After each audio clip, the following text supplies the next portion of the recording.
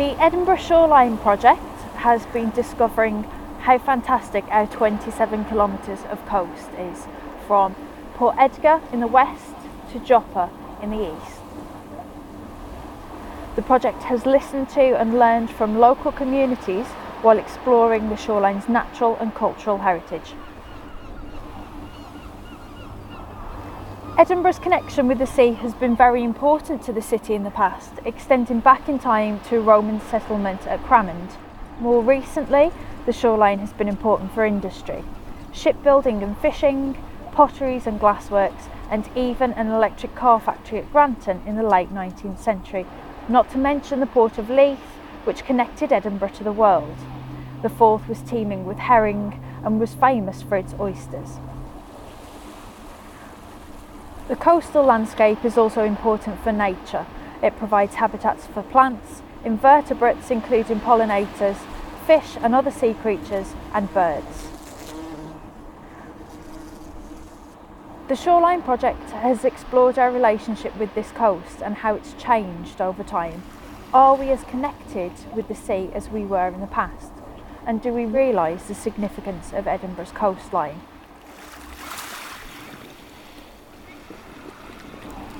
There is this amazing resource in the north of the city, 27 kilometres of it, and it holds huge potential and current value for people that use it.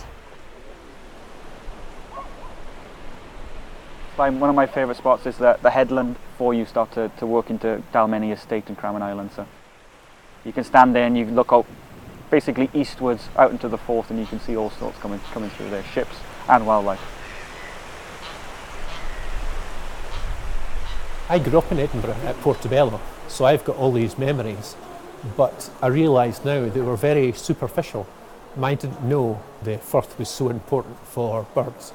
I didn't know about the fossils at Wardy Bay. I knew about the potteries, but I didn't know there was such a big fishery. This area here at Granton Beach is one of the kind of most important fossil sites in the world for the Carboniferous time. So about 320, 330 million years ago, the rocks around here, a lot of them were just underwater, and they were really rich with lots of different very ancient fish. So it's dead easy to find fossils of dogfish, but also there's some really weird, rare and quite incredible things have been found there as well. So some of the very first conodonts. A really interesting batch to find. In other cities, it might be, a centrepiece of tourism that you could walk from one end of the city to the other along the coast. But here we have historical obstructions with docks and harbours that have been very important to the evolution of the city, but it seems like they're now a necessary evil rather than anything else. The past has been incredibly different, so if we reflect on that and then project to the future could be very different as well. And the Shoreline project is just a chance to consider how do we want the future shoreline to be and have a big conversation about that.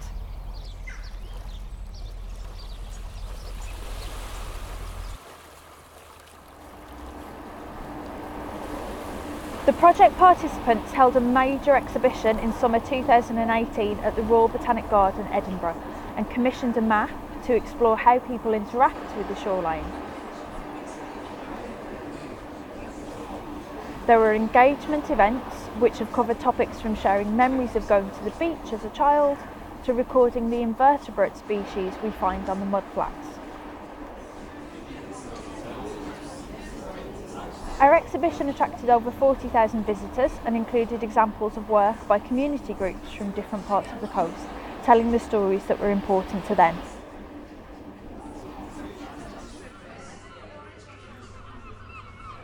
This is what was a small fishing village, and we don't have a centre where everyone can come together, and this was the perfect place, but of course it was in such a derelict state. Most people were used to seeing it just as an eyesore.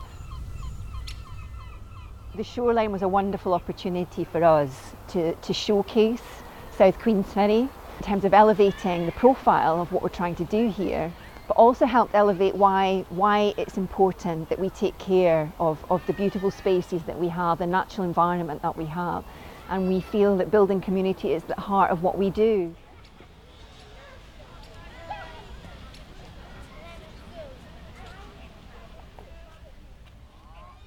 The shoreline is a tribute to the coast of Edinburgh made by the people who live there. Lots and lots of people have been involved in making individual pieces of it as a way of raising awareness of the existence of a shoreline in Edinburgh and how much of it was popular, and to try and popularise the bits that hadn't been so well known.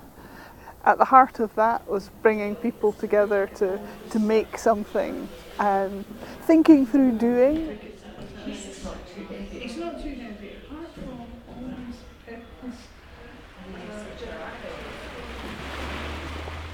I've never lived by the sea before, but as soon as I moved here it became increasingly clear what kind of damage we were doing. There's a whole network around the country of people doing these beach cleans where the data collected, and people, what they're doing today is collecting everything within a transect area, 100 metres, and that illustrates exactly where this litter's coming from. That was, for me, exactly the right thing to do in this particular place, in order to say, well, how can we change it? Because there's no point in just a bunch of volunteers picking up some litter without actually knowing where's it coming from, how can we change it, who can we tell? And Marine Conservation Society have provided this data for decades, and everyone knows about the plastic bag charge, what an instant change this made to behaviour.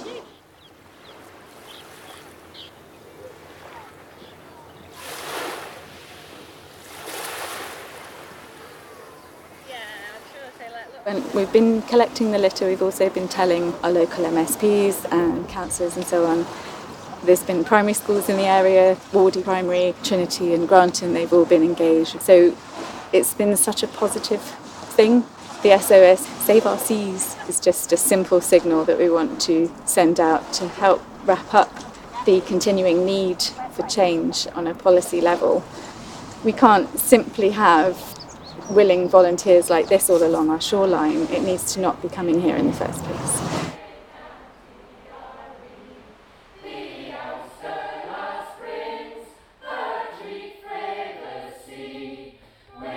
Newhaven was very famous for having two choirs of fishwives. They sang Scottish songs, they sang religious songs. The choir is part and parcel of Newhaven being built up to how it was before, where people looked after each other and it was a real village community. It was a hard life for a lot of the fishermen and the women.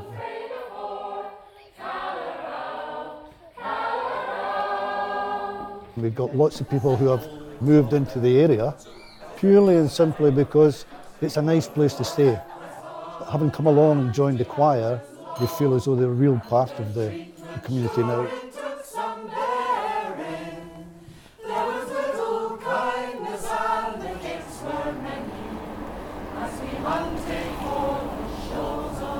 Our events have been a great way to allow people to discover more about how important Firth of Forth is, and they've been particularly good for engaging families. They've had good fun whilst learning about why our coast is so special. Today's event was try and get the Edinburgh community down to the beach and see what's living here. This is normally quite an industrial area and quite an industrial beach, so it's nice to get people down, hands-on, in the sand and in the rock pools. We've been collecting pictures and learning about seaweeds. I found some periwinkles and some crabs. Oh, look at that!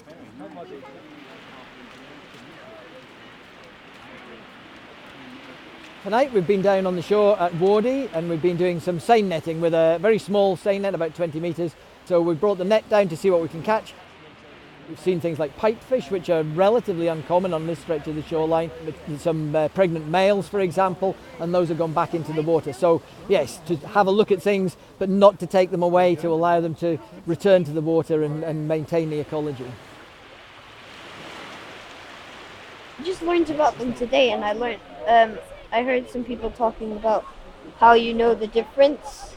If it's a flounder, it has like a spiky edge, and if it's something else, it doesn't. If it's a place, it doesn't. Yeah. Oh. Do people want to have another throw? Very early on in the project, we were contacted by a volunteer who lives locally in Portobello, and she was commenting on the fact that she had started doing beach cleans, but actually what this area really needed was some improvement to the green spaces. I cycle through the area every day on my way to work, and I've always noticed, it could be improved. It could be a really lovely habitat area, a nice place for people to enjoy and to encourage wildlife. We've got a community initiative at the Granton Hub. We've set up a wildflower nursery down there, and with volunteers we're growing on seeds that either we collect locally or we purchase from Scottish sources, so it's all Scottish native seed that we're using, and we're growing those on as plug plants so they can be planted out to kind of enrich or enhance areas like, bits of amenity grassland that are actually just not really serving any particular purpose.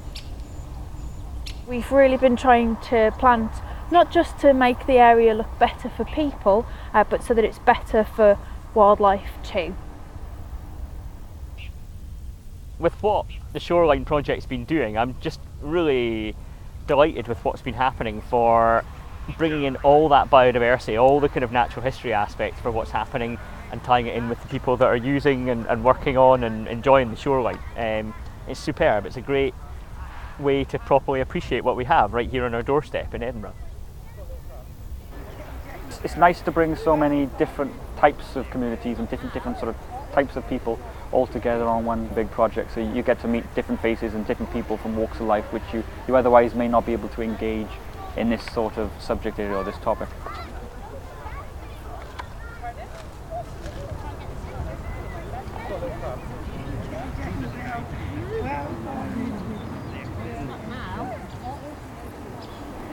Biodiversity is one of the themes that people have really connected with during the project. It's interesting to get out and look at the incredible range of habitats and species that are still present here. So whether that's the internationally significant populations of wading birds, whether it's the plant life that clings on amongst the concrete and high seawall defences, or the seaweed species that have endured past pollution. There's remnant vegetation here. It's like a big coastal system squeezed into a thin green ribbon. And you can see down here, there's this kind of frontage of strandline plants, and this blue grass is sea lime grass, which is the start of sand dunes. So if these houses weren't there, if that wall wasn't there, if there was no road, this would be, a succession of mud flats into salt marsh, into sand dunes, and then into kind of scrubby vegetation at the back. And some of these things are just still here, which is totally amazing.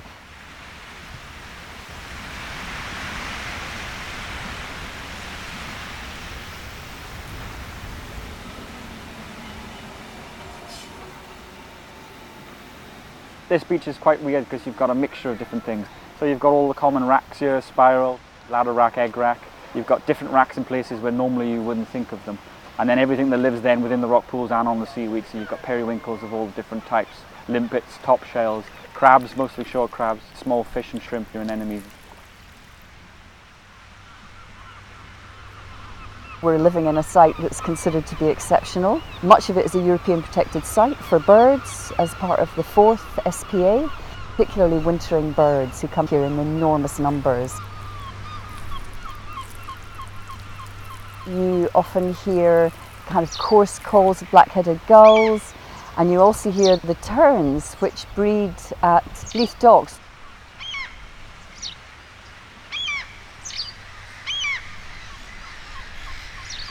If you go to Cramond and you look at the mud flats in the autumn, there's loads of different wading birds feeding there, so that's pretty special. Very close to the city centre, having a spectacle like that to go and watch.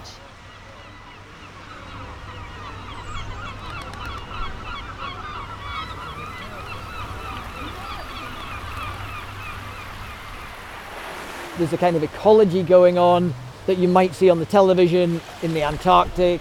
You think of these things as being exotic, There's a load of stuff, predation, ecology happening right here in the shallows, ankle deep on the Forth in Edinburgh on the coastline.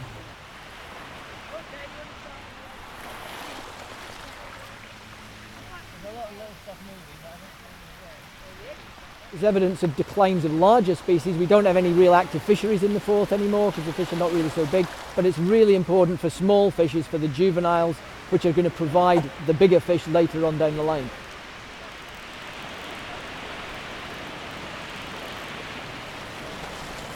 We have been discovering with the project participants just how biodiverse the shoreline is, but we have seen that the Edinburgh shoreline has its fair share of issues. As the project developed, we heard from the public that their main concerns are how future development might change the fabric of the shoreline, litter on beaches and in particular plastic pollution, water quality, limited access to the coast and a need to preserve quality green space and climate change. This beach today is covered in wet wipes. If you think it's a patch of seaweed, it's actually a sort of seaweed wet wipe cake. It has become my all-consuming hobby to run outside my house and pick up bits of rubbish every time I see them on the grass verge. Often you'll get sort of people walking their dog, and if they see you picking up the rubbish, they go, "Oh, it's so good of you to pick up the rubbish." But I think you don't have to have a licence. Anyone can pick up a bit of rubbish. We have been picking up cotton bud sticks like there's no tomorrow. We've been picking up today a syringe.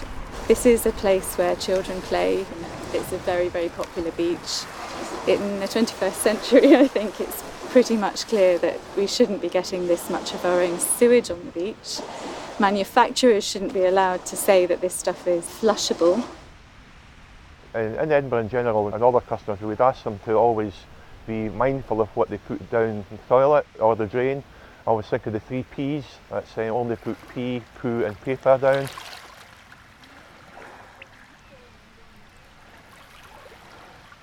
This time of year with the temperature warming up, we're getting quite a nice temperature, about 14-15 degrees centigrade in the water. The big shoals of mackerel come up. The shellfish here are sedentary, so they live here all their lives, but the mackerel migrate. So they migrate from much cleaner waters, and because they're moving and out in open sea, then they're much less likely to accumulate pollution. I think in actual fact the Forth is quite a positive story, because I think it has improved in terms of certainly fish species present as the water's been cleaned up as a result of pollution control through the 1970s and onwards. Scottish Water are continually looking to the future to upgrade our assets. We have the last 10 years spent over £24 million improving our state-of-the-art treatment works at Seafield so that the water quality actually entering the Forth is of higher quality. Over the next 5 to 10 years we should see a marked improvement in the water quality in the area. A lot of Edinburgh shoreline is hard sea defences, and it is possible to make sea defences more interesting from a biodiversity point of view and therefore more pleasing for people. Green and grey infrastructure in general is improving the sustainability, multifunctionality and resilience of urban infrastructure. We developed a series of ecologically enhanced designs in the form of 15 by 15 centimetre tiles aimed to attract a range of intertidal species up on the structure at Cramond. Craig Royston High School helped us create the tiles, and we worked with Concrete Scotland to do a workshop with them to increase their knowledge about green and grey infrastructure. The project was a great success. From monitoring the tiles, we've seen an increase in species richness and abundance. From the millimetre scale, you can attract barnacles, which have an important bioprotective function that can reduce salt and heat damage for your structure, reducing maintenance costs later on. If you scale up the texture you're using to, say, the centimetre scale, you're adding pits to the surface, you can increase the species richness and abundance because you're providing habitat that otherwise would not be there. If we're going to continue building these coastal defence structures, we need to accommodate the species that are losing their habitat on the shoreline. And that's particularly important in the face of a change in climate with sea level rise.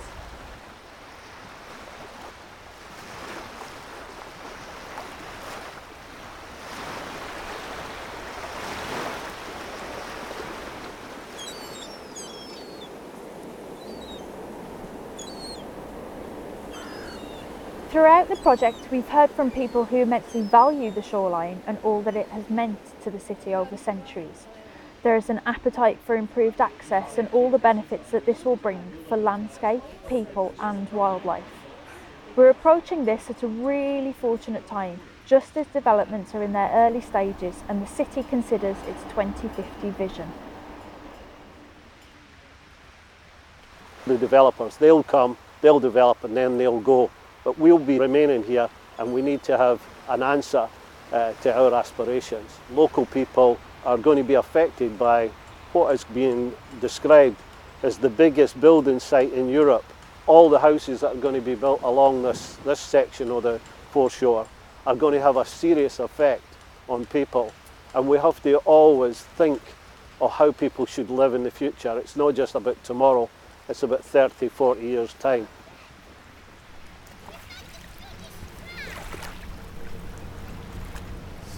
The wildlife at the moment is quite squeezed. There are really extensive areas along this north part of Edinburgh which are subject to intense development pressure.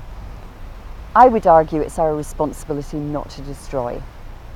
So I would like to see a recognition of the existing biodiversity on those sites being taken on board when those new developments are being planned. We should have a green infrastructure strategy for the entire shoreline. There's plenty of expertise and knowledge now about how to do sustainable development. As more people become aware of what lives here and the importance of having these sort of habitats on their doorstep, I think that the better off the coastline will be in general. I would like to see more paths and managed walkways. Nobody will value a shoreline if they can't get at it. I would hope it would become a big economic asset to the city in terms of having small businesses down here to service the communities that are springing up here with the new builds. And at the moment there's odd bits of building, flats and so on, and there's nothing in between. We're trying to encourage a different kind of development along the shore that welcomes and shares with the local population some of their aspirations and visions of what should be happening in their foreshore, so that it's not just developers, it's not top down, but actually bottom up. And that is the potential of the Shoreline project.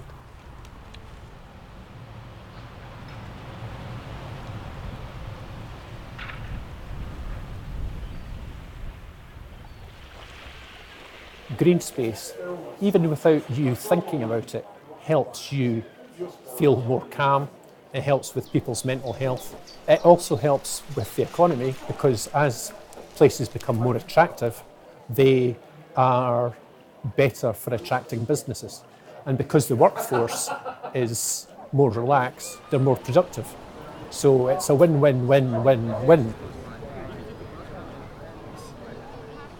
This is a real gift to have a shoreline as part of a capital city, and Edinburgh could be a world leader in how it continues to develop its shoreline. So to embrace biodiversity and create spaces and green infrastructure so that people can get from A to B without going on busy roads, and that contributes enormously to health and well-being. It draws people to this north part of the city instead of the focus being on the centre all the time. It shares out the wealth in a more fair way.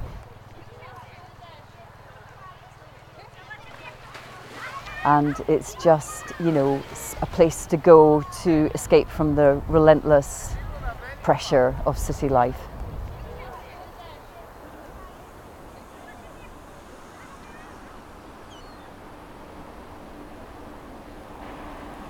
We have such a great opportunity at this critical point to reimagine a vibrant future for our city's shoreline, to recreate a strong sense of place, character and identity, to strengthen the identities of its communities and protect its wildlife with an accessible and diverse green coastal infrastructure.